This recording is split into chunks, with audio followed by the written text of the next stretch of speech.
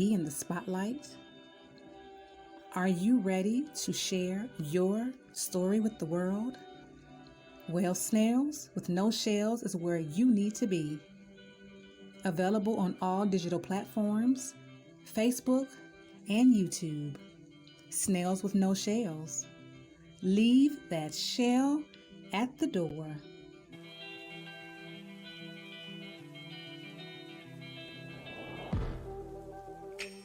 Where did we go wrong? We were doing so.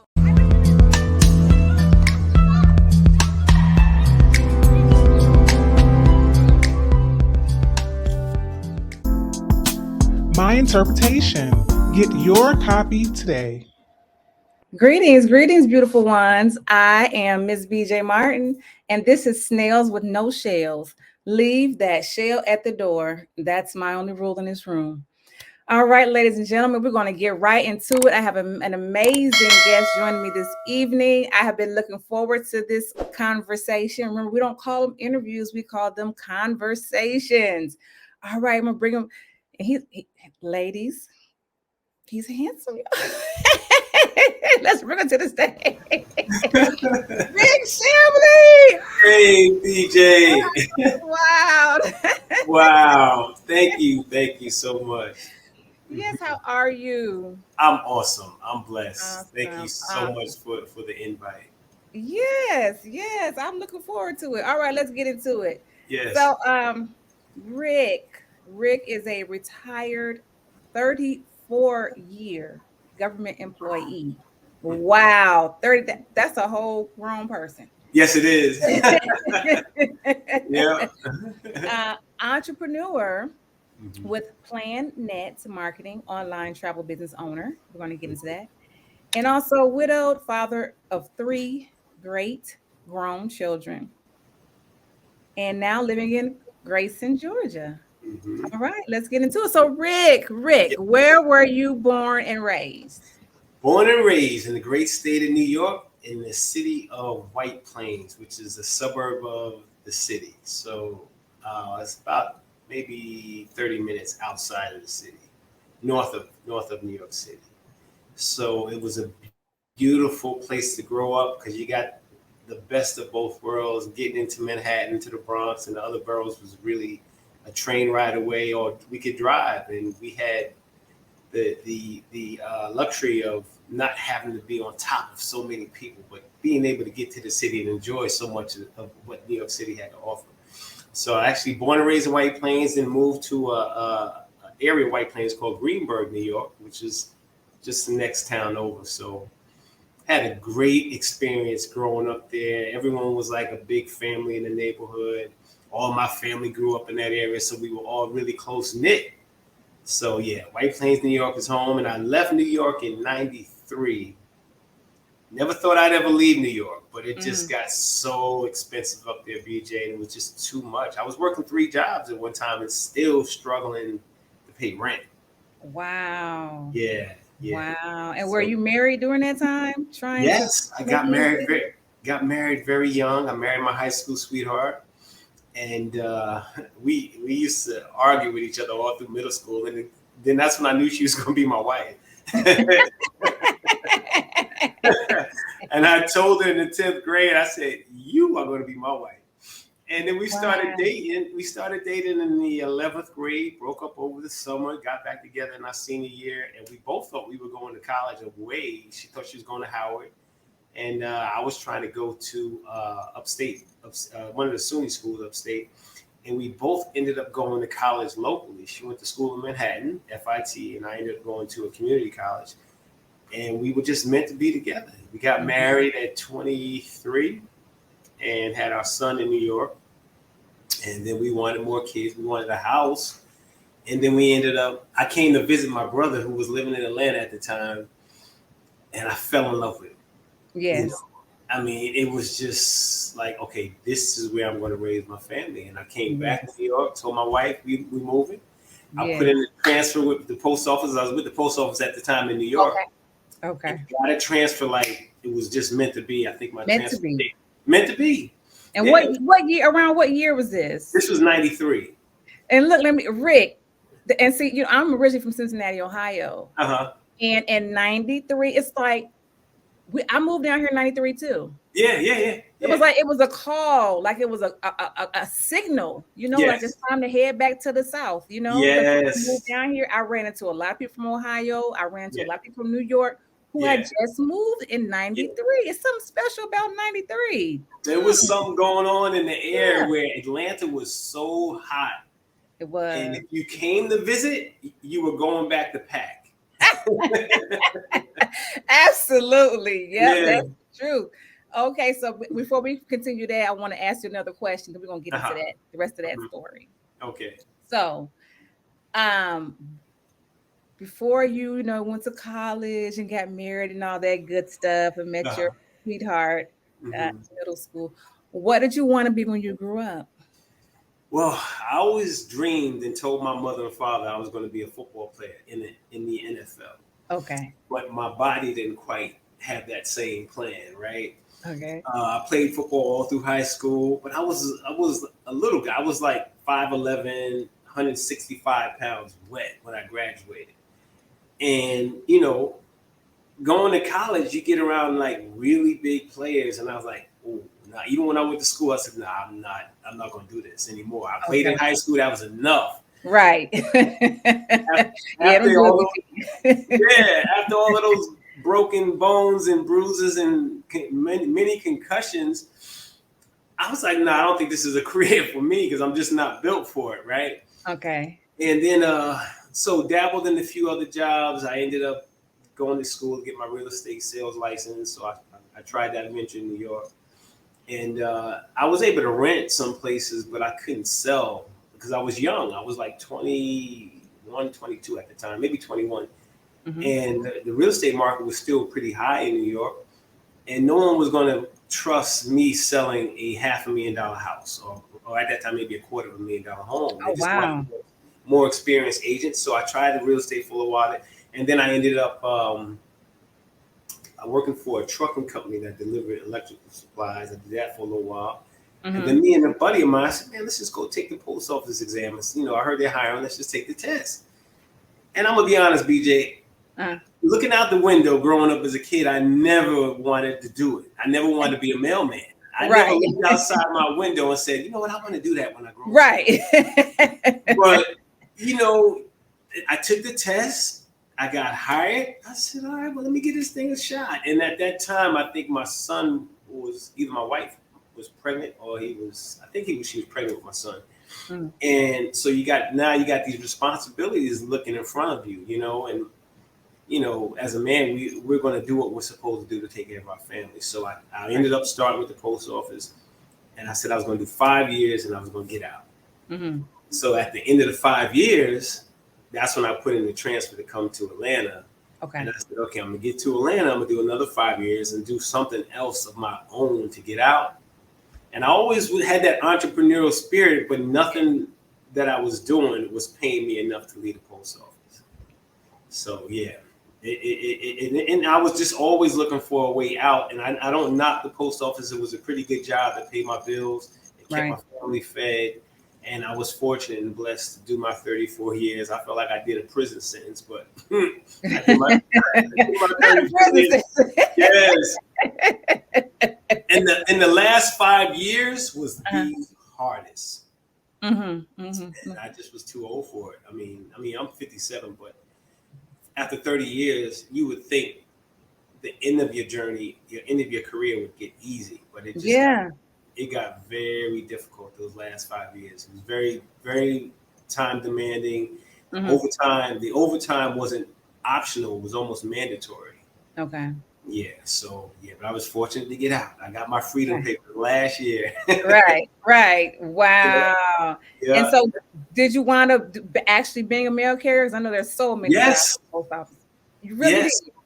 I delivered mail the whole time. And the whole 30 years. The whole 34 years. 34 years.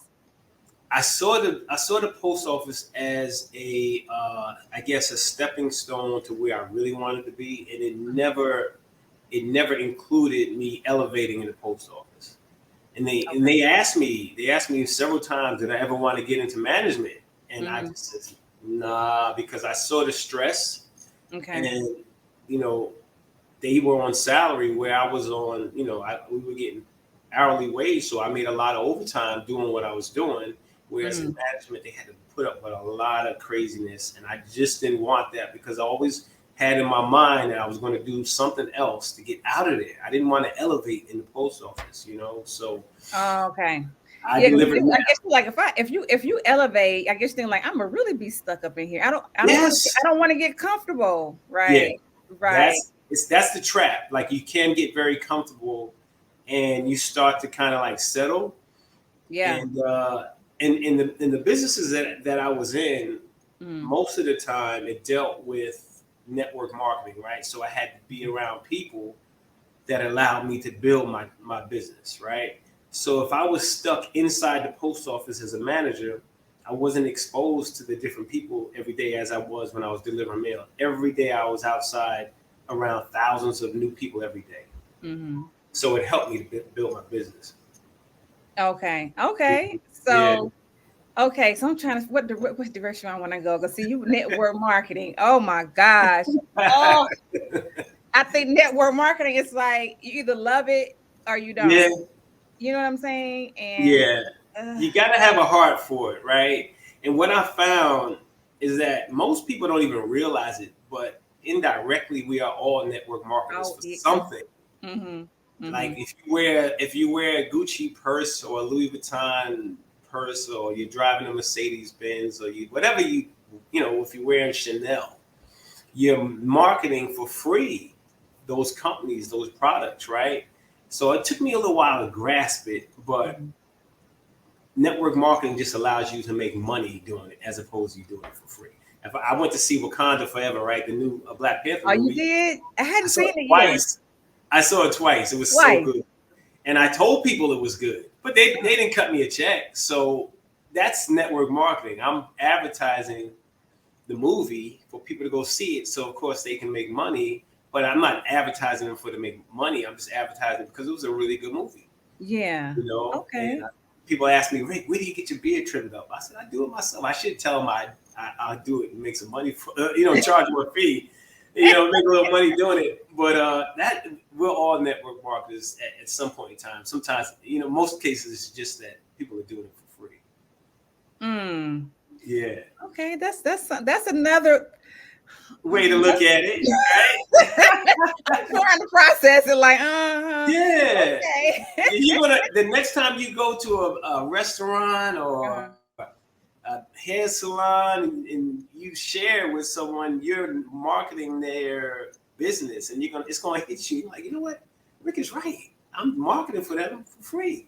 But at least in network marketing, you can build a network and make some money doing Absolutely. And see now I'm going to be out and I'm going to be thinking about this it. Yes. conversation. I am because when you plant that seed, it's like, oh, I'm Mhm. thinking about it. I'm be like, okay. Yeah. I like it. I like that. Yeah. Yeah. Yeah. Yes. Okay, so now we're gonna go back, and then we're gonna go back to that. Okay. So you were at your job for 34 years. Mhm. And how long were you married before your wife Before passed? she passed. Okay, we Yeah. got married in 1989. She Mm-hmm. passed away in 2004. So we were approaching our 15th anniversary, I believe. Yeah, I Mm-hmm. believe it was our 15th wedding anniversary Mm-hmm. when she passed away. She was Mm-hmm. 39 years old and very healthy. The only time she ever went to the hospital was to have our 3 children. Right. And she got sick on a Sunday morning. We were in South Carolina visiting my dad, and he was in the hospital in ICU. My dad is a soldier, Mm-hmm. he's never really been ill as far as I can remember. Mm-hmm. So we drive up to the Spartanburg, which is about maybe 2.5 hours from Atlanta, to Yeah. see him in the hospital. And then after we leave the hospital, we all go grab something to eat. It's my sister, my wife, my kids, my brother. Everyone was up there because my dad being sick. Right. And then that Sunday morning, I wake up. My wife is not in the bed, and she's in another room, just kind of balled up, just really not feeling well. And I Mm-hmm. said, hey, what's going on? And she just said she was really weak. She was nauseous, and she just was feeling horrible.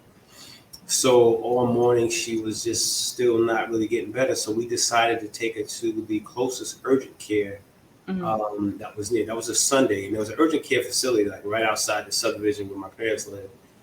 And you know, she told the doctor the symptoms of just irritable stomach, really weak, and they thought it was food poisoning, right? But Mhm. we all had the exact same thing to eat the night before. Mhm. So we were wondering, like, okay, how is it that she's the only one sick? But sometimes when women, and it's something I found out later, that doctors want to always kind of prescribe or under prescribe illnesses with black women. When they go in for one thing and they wanted to say it's digestive, but it was her heart, right? So come to find out, they gave her a laxative and stuff like that, and that A wasn't the issue. laxative. A laxative. They prescribed Doculax, and I just was still kind of like, none of us needed this. None of us was sick, so it Mhm. didn't add up because she was too Mhm. sick to. So long story short, all day Sunday off and on with the illness, and then she said she started to feel a little bit better, but she still wasn't herself. And Mhm. then Monday, we were headed back to Atlanta. All of us were headed back. My dad was out of the woods, and my wife was still kind of like, she was saying she was feeling better, but she really wasn't 100%.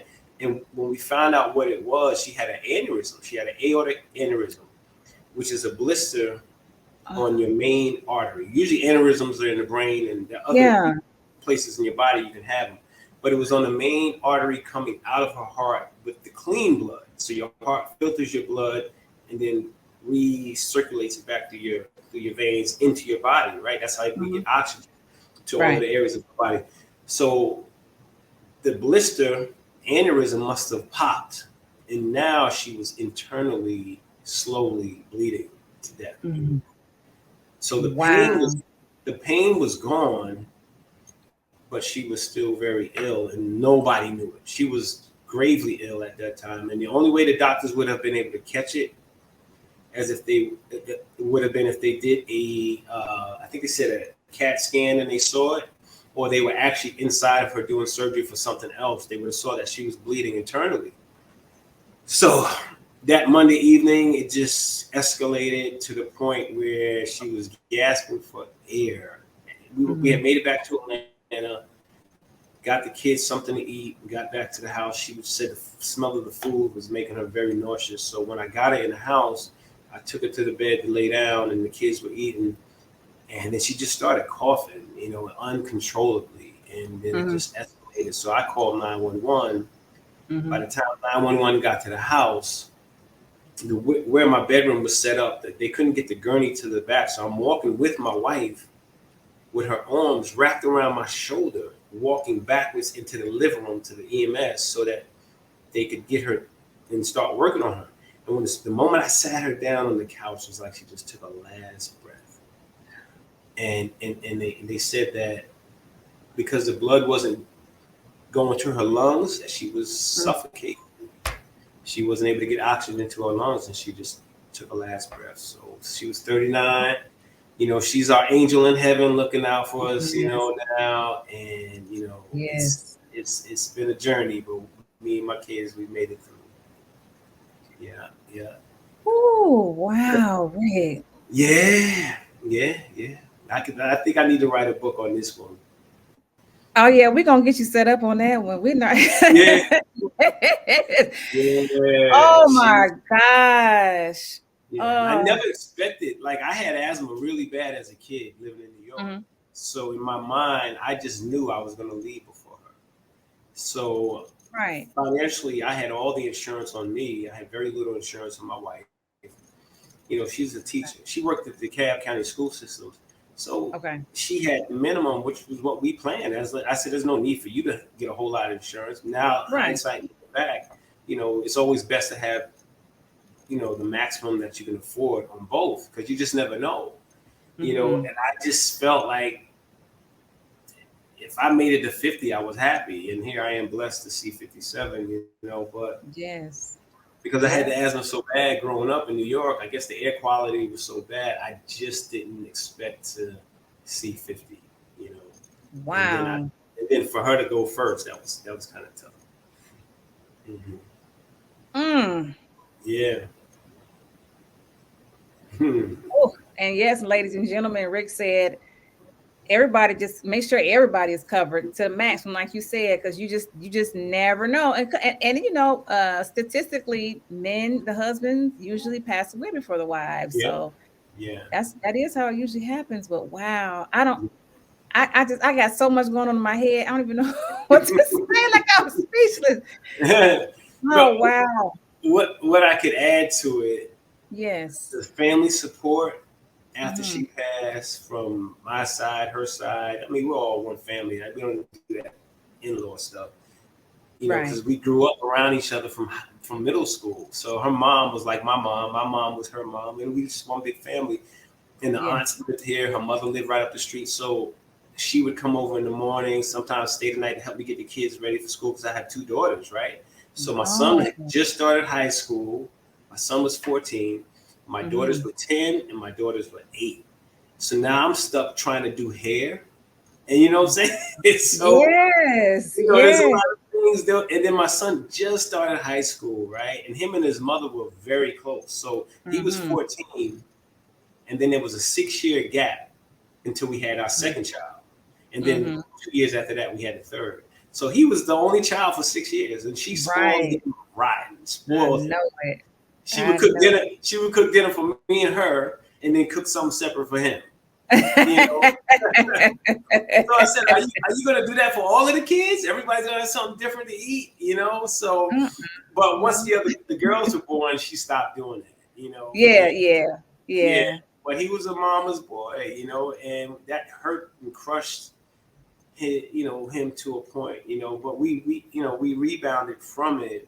But at mm-hmm. the same time, especially the holidays like Christmas, Mm. Thanksgiving, a Yes, birthday, Mother's Day, all of these different things yes. that come Oh around every wow. year Mm-hmm. remind you of her not being here, you know. Yes, So, but I'm a firm believer that our spirits live forever, and I always yes, try to let my kids know that the mother spirit is in us. She lives with us forever. The yes, physical is gone, but the spirit lives eternally. So, and then yes, at one point we'll get a chance to be reunited with her. So, yes, yeah, yeah, yes. And I agree with that too. And I think that when people that are close to us in our lives, that when they pass, they can do so much more for us on the other side. yes, There's only so much you can do physically, yeah, but on the other side, I believe that they get to work for us. yes. Like, okay, I can do so much more. So yes, I'm yes, a rest firm. well with the ancestors. Thank you. Yeah, I'm a firm Yeah, believer. She's watching over us. yes, Yeah, yes. Oh yeah. wow, Rick. Whew, my goodness, my heart goes out to you. Thank you. Oh Thank my you. gosh, yeah, and wow, we sometimes we take things like that for granted just because Yes. I'm a mental health advocate, right? I'm always talking about, especially on the holidays. Mm. Please check on your friends and loved ones, because we have people have passed away, and people we've lost a lot of people, especially in the past few years. COVID.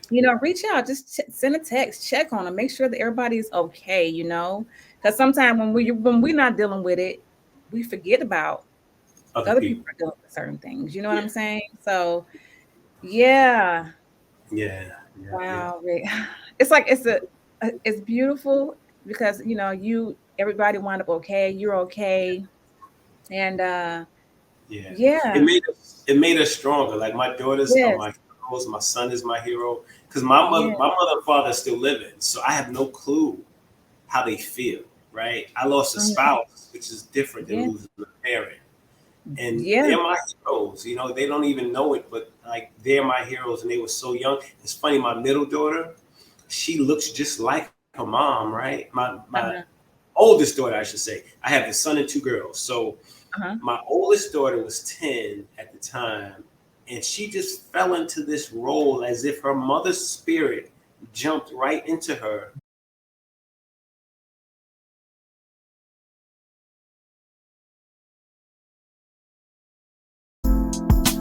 My interpretation. Get your copy today. Just my imagination, or is it just insanity for me to constantly care for that deep so